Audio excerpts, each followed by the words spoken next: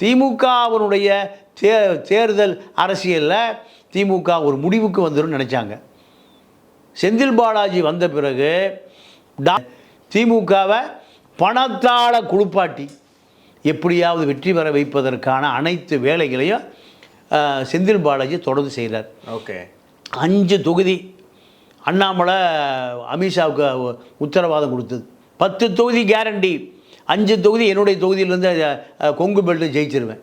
கோவை, திருப்பூர், நீலகிரி, ஈரோடு, பொள்ளாச்சி, கோபி 6 தொகுதி. 36 எம்எல்ஏ. இதெல்லாமல் வேலுமணினாலையும் அரசியல் பண்ண முடியல. எம்பி எலெக்ஷனில் அண்ணாமலையாலும் ஜெயிக்க முடியல. என்ன காரணம்? செந்தில் பாலாஜி போட்ட ஃபேஸ் பண்ண. அப்போ இத்தனையும் கோடிகளால் குவிக்கப்பட்ட பிறகு அண்ணாமலையுடைய அரசியலும் பூஜ்ஜியம், வேலுமணியுடைய அரசியலும் பூஜ்ஜியம். அப்போ 2 பேரும் கூட்டு சேர்ந்து வேலுமணி கல்யாணத்துக்கு போனீங்கன்னா எடப்பாடி வரல. அதிமுக அத்தனை நிர்வாகிகள் யாரு காலில் விழுந்து கும்பிடுறான்?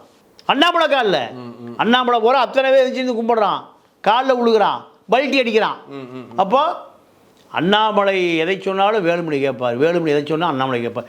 2 பேரும் சொன்னால் ஜக்கி கேட்பார், ஜக்கி சொன்னால் அமித்ஷா கேட்பார்.